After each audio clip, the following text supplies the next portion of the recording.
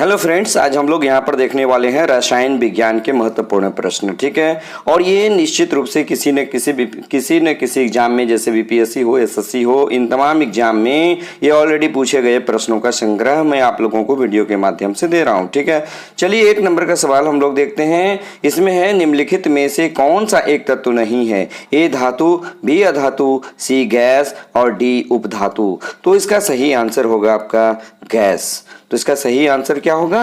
Gas. यानी इसमें हम लोग थोड़ा सा व्याख्या देख लेते हैं। आवर्त सारणी में तत्वों को 3 प्रमुख भागों में बांटा गया है, धातु, अधातु और उपधातु। ठीक है, इसमें hydrogen, boron, carbon, nitrogen, oxygen, fluorine, phosphorus, sulphur, chlorine, selenium, bromine, iodine, ये सभी के सभी अक्रिय गैसों को अधातुओं की श्रेणी में रखा गया है। ठीक है, चलिए नेक्स्ट क्वेश्चन हम लोग देखते हैं। क्वेश्चन नंबर 2 इसमें है कि आधुनिक रसायन शास्त्र का जनक किसे कहा जाता है? ए रदरफोर्ड, बी आइंस्टीन, सी लेवोजियर और डी सीवी रमन। तो इसका सही आंसर होगा सी, यानी लेवोजियर इसका सही आंसर है। ठीक है, यानी एंटोनी लेवोजियर को आधुनिक रसायन शास्त्र के जनक कहा जाता है। चलिए तीसरा नंबर का सवाल हम लोग देखते हैं। तीसरा नंबर का सवाल है, एक तत्व में इलेक्ट्रॉनों और न्यूट्रॉनों की संख्या क्रमशः 18 तथा 20 है।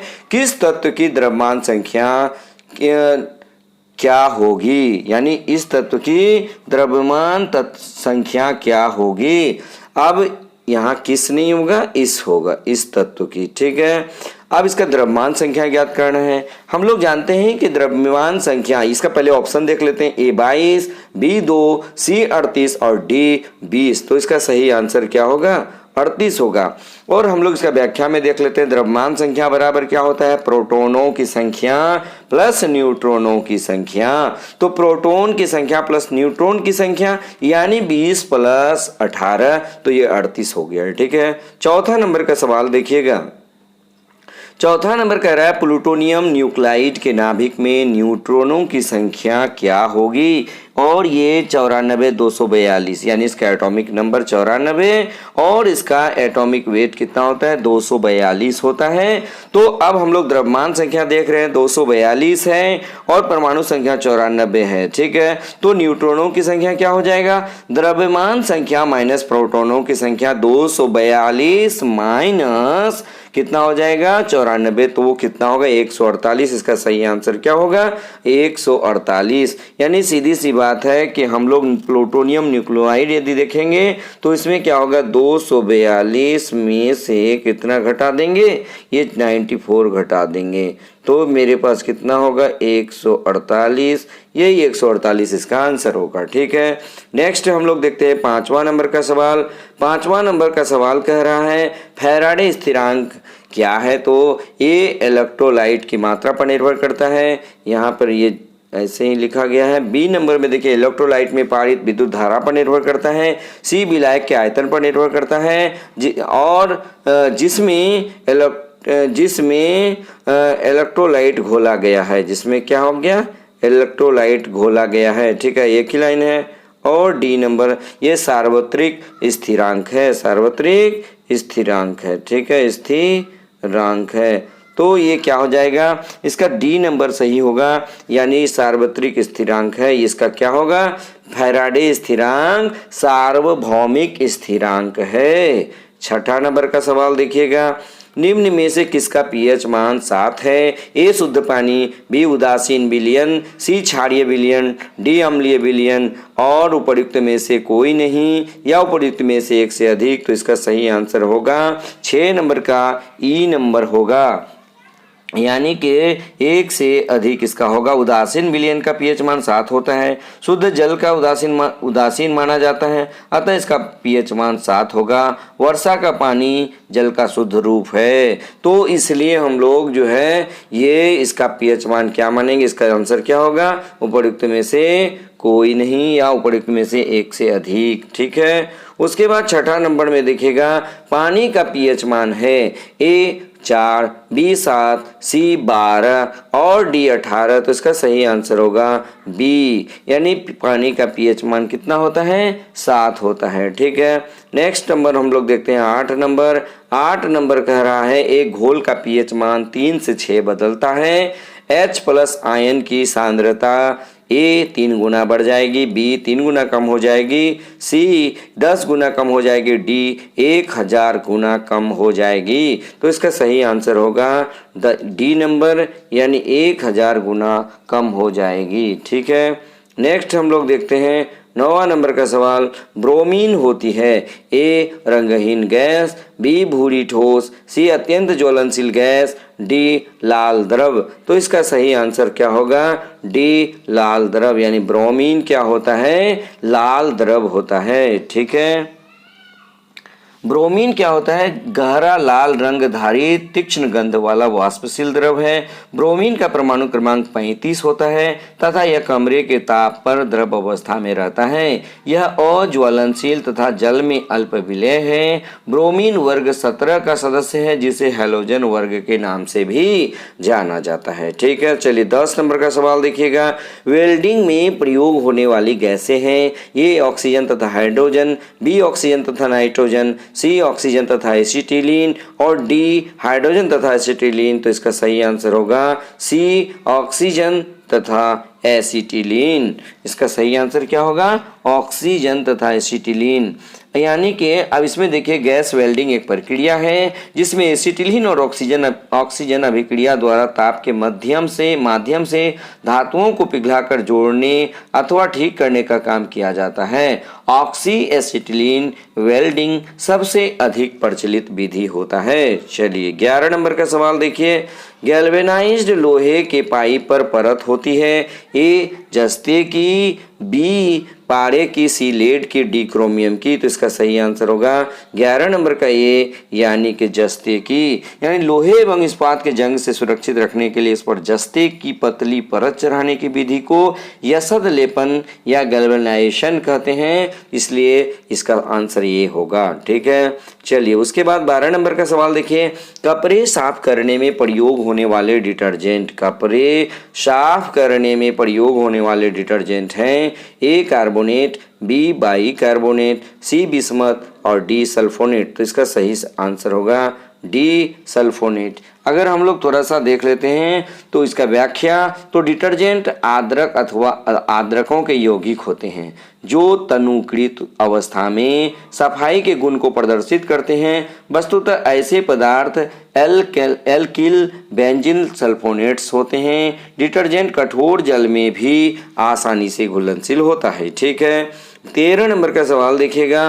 वह तत्व जो मानव पसीने के माध्यम से उत्सर्जित होता है गंधक, लोहा, मैग्नीशियम, जस्ता और ई नंबर है उपर्युक्त में से कोई नहीं या उपर्युक्त में से एक से अधिक। तो इसका सही आंसर क्या होगा? इसका सही आंसर होगा ई, यानी उपर्युक्त में से एक से अधिक। इसका आंसर क्या होगा? ई नंबर सही होगा।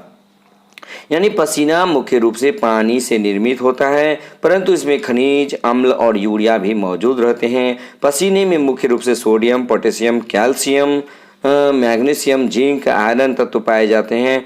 अतः इसका सही उत्तर ई ही होगा। एक से अधिक ऑप्शन सही है। चलिए 14 नंबर का सवाल देखिएगा। नीला थोथा का रासायनिक रूप से है ये sodium sulphate, B nickel sulphate, C copper sulphate, D iron sulphate. तो इसका सही आंसर होगा सी, यानी कि कॉपर सल्फेट CuSO4। क्या होगा? CuSO4 into 5H2O। इसको हम लोग नीला थोथा के नाम से, ब्लू विट्रियोल के नाम से जानते हैं। ठीक है, अब इसके बारे में थोड़ा सा व्याख्या देख लीजिए। यानी CaSO4 जो होता है यह 373 केल्विन पर गर्म करने पर यह जल अणुओं का त्याग कर कैल्शियम सल्फेट अर्धहाइड्रेट बना देता है। इसे प्लास्टर ऑफ पेरिस भी कहा जाता है। 14 नंबर हो गया। 15 नंबर का देखिए। निम्नलिखित में से सबसे भारी धातु है ए सोना, बी चांदी, सी पारा और डी प्लेटिनम। तो इसका सही आंसर होगा डी प्लेटिनम। सबसे भारी धातु क्या है? प्लेटिनम है।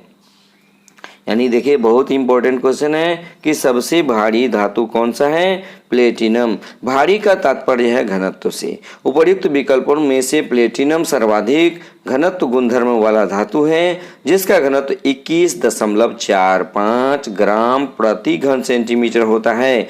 चांदी का 10.5 ग्राम प्रति घन सेंटीमीटर, पारा का 13.54 ग्राम प्रति घन सेंटीमीटर तथा सोने का 19.32 ग्राम प्रति घन सेंटीमीटर होता है। तो इस प्रकार यदि हम लोग देखते हैं तो सर्वाधिक जो घनत्व होता है वो प्लेटिनम का होता है, इसलिए इसका सही आंसर प्लेटिनम होगा। ठीक है। 16 नंबर का देखिएगा, स्टेनलेस स्टील। स्टेनलेस स्टील एक मिश्र धातु है। ये लोहे और निकेल की, बी लोहे और क्रोमियम की, सी तांबे और क्रोमियम की, डी लोहे और जस्ते की और ई उपर्युक्त में से कोई नहीं, उपर्युक्त में से एक से अधिक। तो इसका सही आंसर क्या हो जाएगा, इसका सही आंसर हो जाएगा ई, यानी कि उपर्युक्त में से कोई नहीं या उपर्युक्त में से एक से अधिक। यानी दो या दो से अधिक धातुओं के समांगी मिश्रण को मिश्र धातु कहते हैं जो धातु के गुणधर्मों को बेहतर बनाते हैं। लोहे के साथ कार्बन, निकेल, क्रोमियम को निश्चित अनुपात में मिलाने पर स्टेनलेस स्टील बनता है जो कठोर होता है और उसमें जंग नहीं लगता है। तो इसमें क्या होगा, एक से अधिक ऑप्शन सही होगा। चलिए नेक्स्ट देखिएगा, 17 नंबर में देखिएगा, टूटी हुई हड्डियों की रक्षा के लिए प्लास्टर ऑफ पेरिस का प्रयोग होता है। यह है ए बुझा हुआ चूना, B calcium carbonate, C calcium oxide, D gypsum. तो इसका सही आंसर होगा जिप्सम।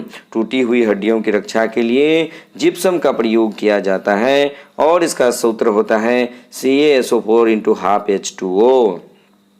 नेक्स्ट हम लोग देख लेते हैं प्लास्टर ऑफ पेरिस का सूत्र क्या होता है। अभी अभी जैसे हम बताए प्लास्टर ऑफ पेरिस का सूत्र क्या होता है, CaSO4 × 2H2O। ये भी बिल्कुल सही है ना, CaSO4 × ½ H2O या 2H2O। ठीक है, यानी कि यहाँ पर बी नंबर बिल्कुल सही है। ठीक है, लेकिन यहाँ पर क्या है, प्लास्टर ऑफ पेरिस है ना, CaSO4 हॉल, ये ए नंबर देखिए CaSO4 है, बी नंबर CaSO4 × 2H2O। ठीक है, और CaSO4 × 4H2O, CaSO4 × 2H2O। ठीक है, तो इसका सही आंसर क्या है, ये 2 नहीं होगा, 1/2 होगा। CaSO4 × ½ H2O। ठीक है, CaSO4 × ½ H2O इसका सही आंसर होगा।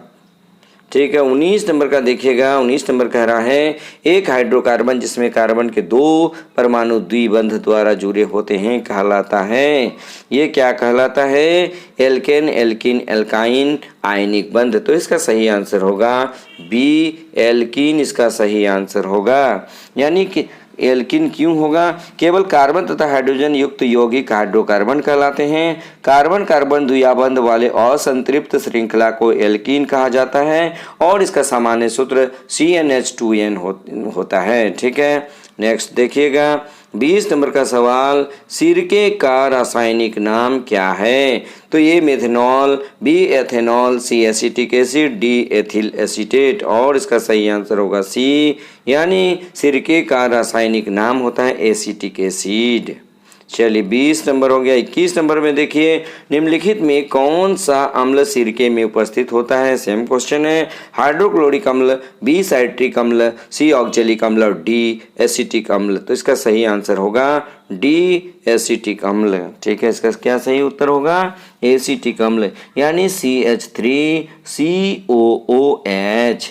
ठीक है, और IUPAC नेम की बात यदि की जाए तो एथेनोइक अम्ल होता है। ठीक है, नेक्स्ट देखिएगा 22 नंबर, कार की बैटरी में प्रयोग होने वाला अम्ल है। ए एसिटिक अम्ल, बी हाइड्रोक्लोरिक अम्ल, सी नाइट्रिक अम्ल, डी सल्फ्यूरिक अम्ल। तो इसका सही आंसर होगा डी सल्फ्यूरिक अम्ल।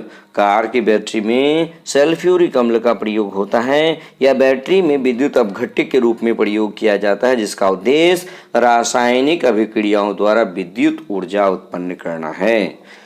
उसके बाद हम लोग देखते हैं 23 नंबर, सोडा वाटर की बोतल खोलने पर निकलने वाली गैस है। A carbon dioxide, B hydrogen, C nitrogen, D sulphur dioxide. तो इसका सही आंसर है ए कार्बन डाइऑक्साइड।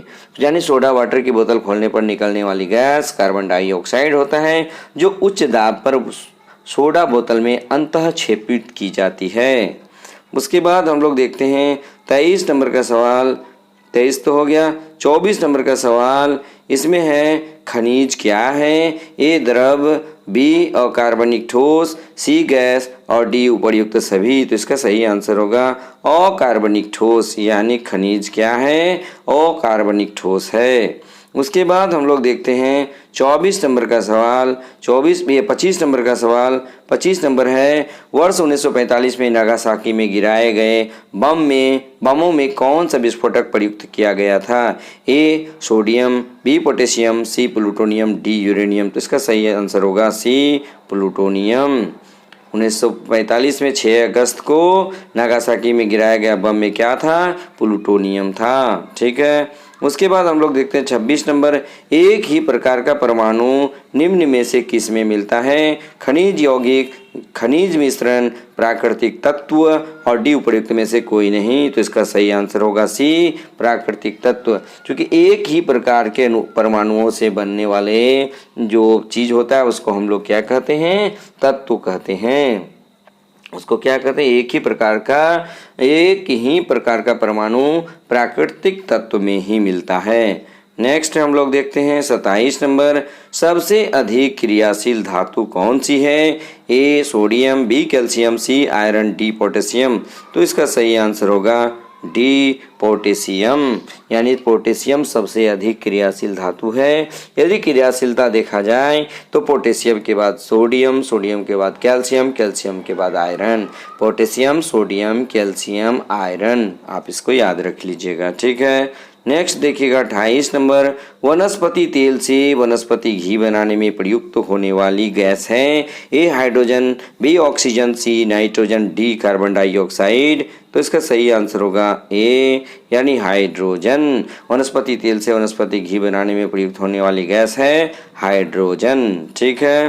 नेक्स्ट हम लोग देख लेते हैं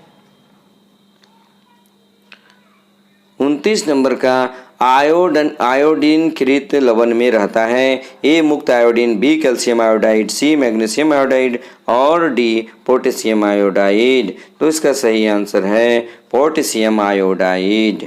ठीक है। पोटेशियम आयोडाइड का प्रयोग नमक में किया जाता है और ये KI इसका सूत्र होता है। ठीक है। इसको हम लोग क्या कहते हैं? टेबल साल्ट के समान ही होता है ये। ठीक है। नेक्स्ट देखिएगा 30 नंबर, खाने का नमक किससे बनता है? ए कमजोर अम्ल और कमजोर क्षार से, बी मजबूत अम्ल, ये हमला नहीं, मजबूत अम्ल,